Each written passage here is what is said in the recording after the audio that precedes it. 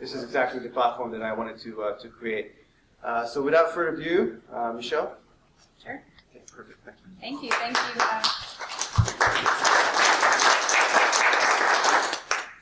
Thank you for having me today. So I guess before we get started, I'll ask the question of the audience. How many of you know of MDM, have heard of MDM?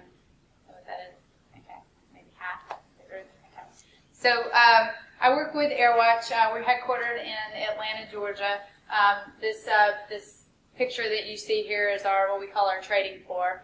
So we took over office space in the Arby's headquarters in Atlanta about a year ago, and this trading floor houses probably 25% of our staff. This is where some of our R&D and customer support work. Very collaborative, open office type of environment. The glass building, the glass room that you can see in the back is where our founder and CEO John Marshall sits. So it's a very interactive, collaborative environment, and we're growing exponentially. So what we have found is that most organizations are grappling with how do we secure and how do we manage devices that employees want to bring into the organization, but how do we balance that with usability? There have been, I think, kind of in the past, as I'm sure you can't turn on Bloomberg without hearing about BlackBerry recently, and then hearing about what some might call the potential demise of BlackBerry. I'd say that's been happening over time somewhat, and as that's been happening, we've seen more and more organizations, and even those now that were so security conscious that they probably never would have moved away from a control platform such as BlackBerry, really try to figure out alternative approaches. We're also seeing as younger and younger folks come into organizations, the demand to be able to use their own devices that they know and that they like. But obviously that brings a lot of concerns for what to do with the data that's on all of these devices. So MDM, or mobile device management, was a term that's probably started in the last few years when iOS and Android devices started to come into the enterprise. We've since seen, if you look at any analyst reports and try to figure out kind of what that means, the term now is really enterprise mobility management. And what that means is companies are trying to look at maybe a less strict approach to how they manage the device. And what I mean by that is perhaps they don't necessarily want to do things like enforce a passcode on the device for the end user, but they still want to figure out ways to secure the corporate data. So that's when we talk about device management, we're talking about how do you do things like push profiles to the device, push certificates to a device, push VPN access to a device, Wi-Fi access. So if you were to walk into your office and you said, set my iPhone up so that I can work, you might sit there for 10 minutes or 15 minutes with someone in the help desk doing all these things. So this is over the air, kind of what we call provisioning of a device. That's what a device management is. The security has also trickled down, obviously, into email. And there's a lot of talk in the industry about, do we allow folks to use native email on their devices, or do we need some sort of container that does things like prevent copy and paste? Do we allow people to open attachments in their own editors, or do we need to make sure that those are retained inside of a container? So a lot of companies are trying to figure out how they secure and how they manage email. And then applications as well. I think we've seen in the last year some very large organizations that we work with, the number of apps that they actually develop in-house and start to utilize is really expanding rapidly. So a lot of organizations are actually moving away entirely from desktops and from laptops, and with that becomes the need to figure out how employees can still do the apps and leverage the applications that they were using in the past on desktops and mobile devices. So mobile application management becomes important. A company can't just, you need some mechanism to get internal apps out to devices. So employees can't go to the Apple Store if Shell creates their own app, obviously, to download the app. So they need some sort of mechanism to get those to the devices, and they need sort of mechanism to authenticate into the app to provide access to their internal network, etc. And then we see the same thing with content. So a lot of organizations are pretty nervous about the proliferation of Box and Dropbox and some of these public file sharing tools, because the moment that a document's uploaded in the cloud, where does that go? Who owns it? What happens if someone else picks up that phone and then can access all of those documents? So we work with a lot of different types of organizations as well that are extremely concerned about the content management. So what's this meant quickly for our company? All I'll say is explosive growth. It's been fun to be a part of. Our founder and chairman, his name's Alan DeBerry, he started a company called Manhattan Associates in the early 90s. He took that public in 2001. They provide supply chain software to retailers. If you've ever walked into a warehouse, I've been in about 200, 300 of them before I finally said no more. The majority of the folks in those facilities are doing their jobs on mobile devices. Those were the old Windows Mobile, Windows CE, rugged, Motorola types of scanners from the past. But those are still devices that need to be managed, as our founder likes to say, death by a thousand cuts, basically. So we've taken that same kind of learning and expertise over to the smart devices of the world today to manage those. So we have about 8,000 customers. We have about 1,500 employees. It's a pretty exciting growth down in Atlanta, and I'd say where the economy has been in the last 2 years, we've still been bringing on about 25 people a week, and we started with 200 people, and actually when I started about 2 years ago, we had 200 people, and now we have about 1,500. So it's a fun thing to be a part of, and it's basically a problem that all organizations have to solve. So last thing before we move over to the product, I'll just point out that mobility is affecting every industry. So some very unique use cases that we've seen with each of the different industries. From a retail perspective, we actually work with 10 of the top 10 retailers. Companies like Home Depot have 45,000 devices in their stores. Lowe's has 42,000 iPhones. You can't walk into a retail store without seeing associates now that are trying to figure out how to access inventory, how to service customers from a different channel when they walk into the stores. So retail is one where we see a lot of line of business types of devices. Education has changed massively. So some of our largest deployments are with education institutions where employees are bringing their own, employees and students are bringing their own tablets and devices into the classroom, and they need to be able to get access to tests, they need to be able to get access to books, they need to be able to get access to the content. So education has changed rapidly. We see this a lot in elementary schools as well, where they have the tablets already in the room. But there are different concerns around security, such as, how do I make sure they can't go to any other types of Wi-Fi sites, and how do I make sure they can't download a public app? How do I make sure they can't get into settings and start playing around? So the employees need a tool to do that. You can't ask every teacher in the classroom to be responsible for figuring that out.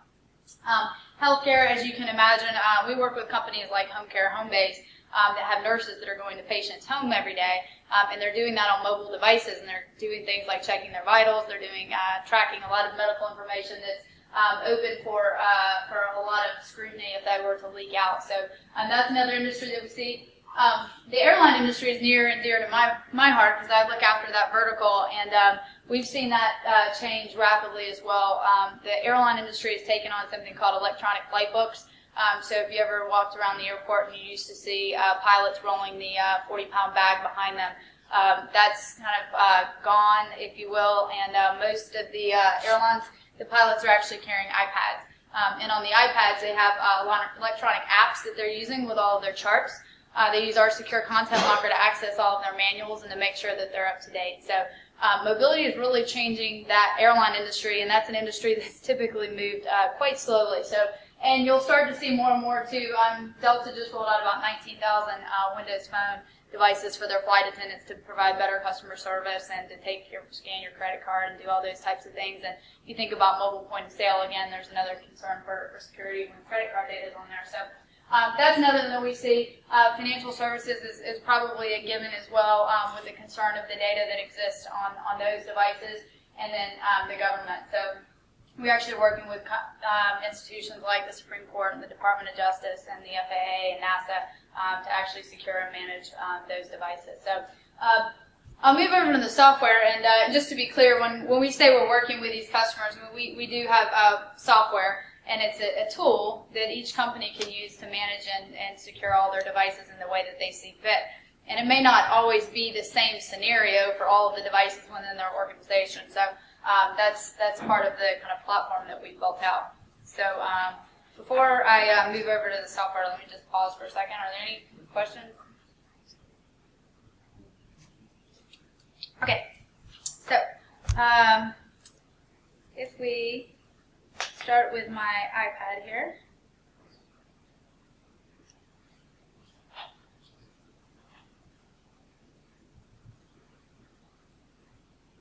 Sorry, it's bouncing around. I've changed my camera.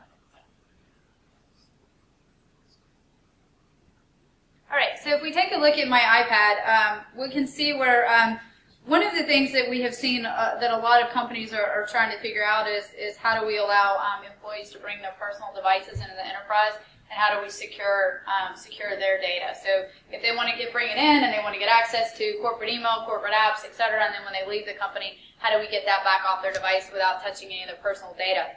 So this is an example of my personal iPad. So if we look at my iPad, I have all the typical kind of iOS apps that you would get on your device when you first pull it out of the box. I also have some of my own personal apps for news and weather and shopping and things like that. If we take a look at, I have something on here just as an example as well to see VPN settings that are on the device. We see where there are no VPN connections loaded on the device at this point. And if we come in and we take a look at my email, we can see where I have personal email on here. So I have a personal Hotmail account, and that's the only mail account that I have on the device. Now, if I were to actually be able to enroll in my company's MDM environment, if you will, then the employee would be able to do that by going to a URL. So we have a URL called awagent.com. So awagent.com is smart enough to say what platform is this device? Is it an Apple device or is it an Android device? Based on that, I'm going to route them to the appropriate place to get the right agent to start to track data on this device. So this is saying I can either download the agent from the App Store, or I can, if it's already installed, I can go ahead and launch the agent.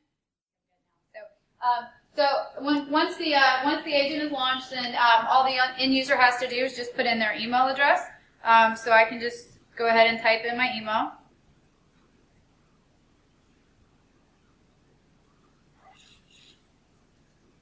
And select continue.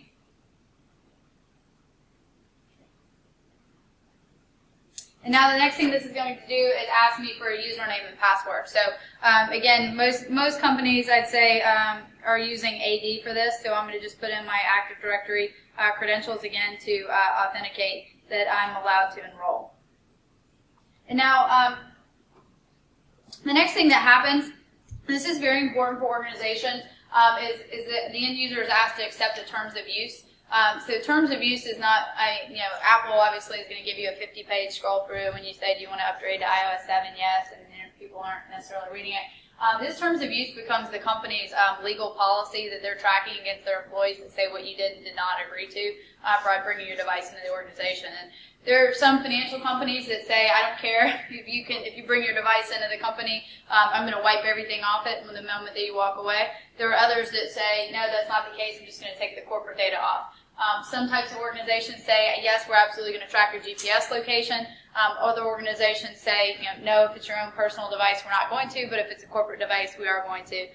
Retailers, for example, want to make sure the devices don't walk out of the store. When I'm presenting with the airlines, I actually had to present to one of the pilot unions board before they would actually move forward with the project, because the pilot said, well, if I don't go into my flight, I don't want the company to be able to see that it's because I'm in Hawaii. And there are actual, valid concerns that most people have. So, and there are a lot of, and if you're dealing with unions, then once you've made those folks unhappy, it could be a real problem for the company. So, most of these things are decided upon by the companies and their legal teams, but it becomes pretty important to be able to track the fact that the end users accepted that.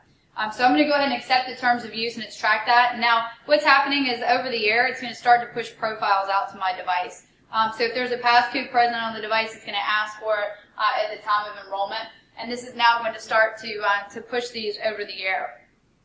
So we can see I'm done pushing profiles to the device, and now the next thing it's going to do is just tell me kind of a status update as to what's happening. We can say success, I've been enrolled into my environment, and now I'm complete. So now if I come back out into my desktop, what we'll see is that changes start to occur on my device. So if we come back over to my home screen where I started before, we've now pushed are going to start pushing some restrictions out to the device. So restrictions, if you just saw that pop away, my camera, my YouTube, my FaceTime, some of those types of things popped away off of my device. So organizations do have the ability to pull native capabilities off of the device, things like the browser, the public app store, things like the camera, etc. Now, apps are starting to get pushed to my device, so internal apps can get pushed out to our device. So we're pushing out our secure browser because organizations a lot of them want to actually control the browsing that's happening on the device. We can also see where I'm pushing out our secure content locker. So I mentioned an app to actually access content on the device. And now, while these are actually loading and being downloaded on my device, you'll also see where I have also loaded a self-service portal onto the device. So the self-service portal is where an end user can do things like track their own device, find it from a different location to see if it's really lost or not. And then I also have a page on here to access VPN. If we take a look at the apps, so this app catalog now, this is where we can see the concept of basically a corporate app store. So a lot of companies that we work with are, again, they need this mechanism that I mentioned to publish internal apps that they've created. Whether or not those are native apps for Apple or Android and soon to be Windows Phone, I'll say, or whether or not those are web apps. Those can all be accessed from the corporate app store. Companies are starting to use this more and more to communicate as well with their end users and to be able to do things like get screenshots. Now, on the back end, all of this can be tracked as well against the device, and I'll show you that in a moment in the console. But this becomes a powerful mechanism to be able to push and communicate apps out to the end users. Now, if we go ahead and we take a look as well at, come back and take a look at my email, we'll see where I've pushed out another mailbox. So I've pushed out my Exchange ActiveSync. So this is basically my corporate mail. So corporate email has automatically been pushed out to my device. What that means is it can automatically be pulled too. So when I, again, leave the organization or if my device is uncompliant, that can be pulled off of my device. Now, if we take a look at, we've pushed out some apps too, like a meeting room app. This is an internal app. And if we launch our secure content locker for the content access that I mentioned, again, this is going to ask me if I can use they use my location. It's asked me if I can use my location because you do have the ability to, at an individual app level, to do things that we call geofencing.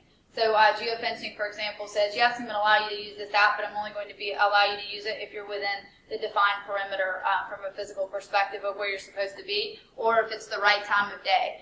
So we're seeing more and more of that. We're also seeing that based on the network that they're attached to. So whether or not they're roaming or whether or not they're on a public network or a hotspot, for example. So this AirWatch content locker is a way that companies really push out corporate content that might have been pulled, for example, from SharePoint, from having to go to something like a browser and having to have VPN access on the device. This can be accessed via an app. From a security perspective, this is a FIPS 140 compliant container. It's 256-bit encryption for data in transit and at rest. So there's really no way to pull the content out of the container, even if the device is jailbroken or rooted. So this becomes very important. Companies like Shell and Chevron are using this content locker for sharing documents about where they're next going to drill for oil. And to them, that's is the national security, if you think about it. And this can link into a little different, I'll just say. There are other types of content solutions out there.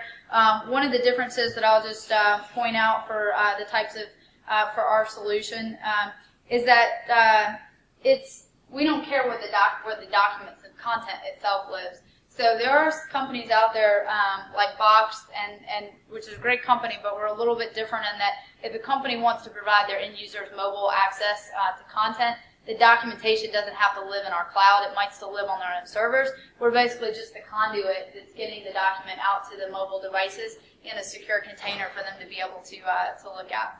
So if we pull out then, and it's also inheriting policies. So if I come in and I take a look, for example, at which policies that I have access to, which documents I have access to, this is all tying in, again, to my AD credentials or the credentials that are built into SharePoint to decide what I do and don't have access to. One other piece I'll just point out, we're starting to see folks now, it was one thing to put all the documents secure in a container.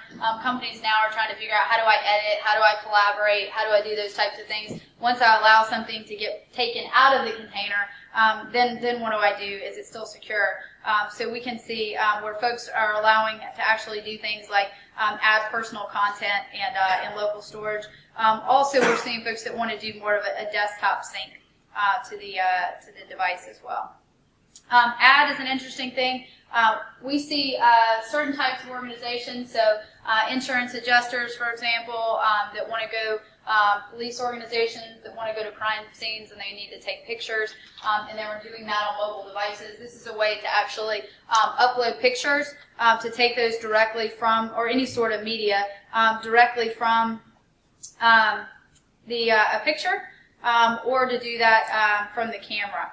So I can come out and actually select a photo that I would want to import and go ahead and take a picture or just pull that in. And that syncs back to a corporate server. So again, we're seeing this in the airline field for maintenance on planes, for all sorts of different use cases in different industries. So if we move away from the device now, let's just take a second and look at now what the company can see. So if we take a look at this hub, the hub is really a graphical representation across the organization that says what types of devices do I have and what am I tracking. So it's looking at things like what are the statuses of the device. So is my device enrolled or not? Is a wipe pending? And then what types of platforms am I supporting? So I'm focusing on Apple today because I have an iPad, but we have organizations that are doing Apple, that are doing Macs, that are doing Symbian, although very small Symbian. We see also Windows Mobile and Windows Phone 8 and Windows RT. So really the whole gamut of different devices in organizations. They're also tracking compliance.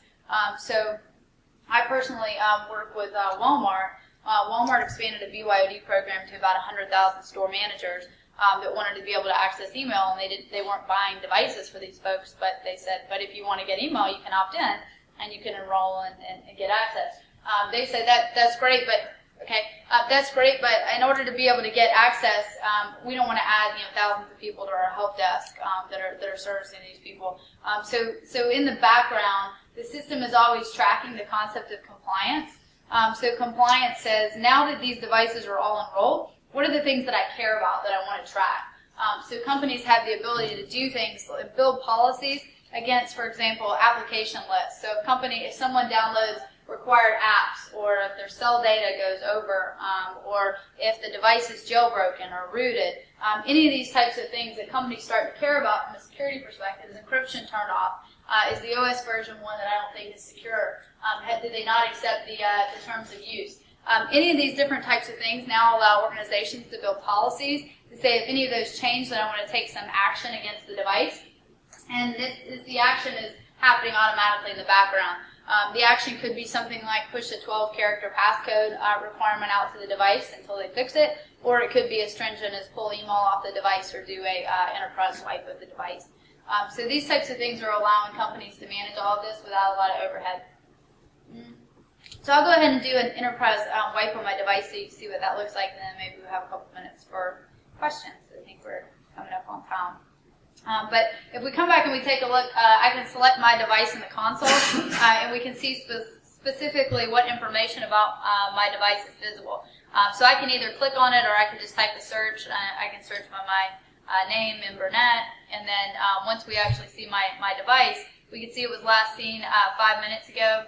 And then if I select on my iPad, you can see all the information that we know about it. So we know my device is enrolled, we know it's compliant, we actually know things like the power status and the storage capacity. We can see the apps that are on the device. Now it's worth mentioning too that privacy is an issue. So companies can define from a privacy perspective what you do and don't track. And then if you are tracking it, what you do and don't store in the console versus in the database. So things like personal apps could be, if someone has a medical app or a religious app or things of that nature, then those are the types of data that obviously people don't necessarily want. So anyway, these are all the different types of data that you can see about the device itself. Now if I'm going to go ahead and wipe my device, I can select Enterprise Wipe. This is going to tell me, are you sure we want to do an enterprise wipe? Now, an enterprise wipe is different than a full device wipe. If we come back and take a look at my device, we'll start to see changes happen over the air. So we're seeing basically all the corporate apps, all the corporate data pulled back off the device. We will see those restrictions lifted, and I get the camera and FaceTime again. Basically, my device is restored back to the state prior to enrollment, but it's not doing anything with my personal mailbox. It's not affecting my personal pictures, etc. So that is a very quick run through, but I'll just pause for a minute. Are there any questions about anything you've seen? I have one. Okay. So we just seen a remote wipe. What if the actual machine wasn't connected to Yeah. Wi-Fi? So what we have done to solve that problem is built in the policy to the ability to do a wipe within the apps themselves. So any internal apps that are on the device can either be app wrapping is a big thing that's happening right now. We can do that through our software or embed our SDK. Our SDK has the ability to invoke a device wipe. So if anybody launches any of the apps that are on the device, then that also can invoke a wipe even if it's offline. I went to a meetup that was dealing with Android, and it was very interesting because they had a diagnostic tool.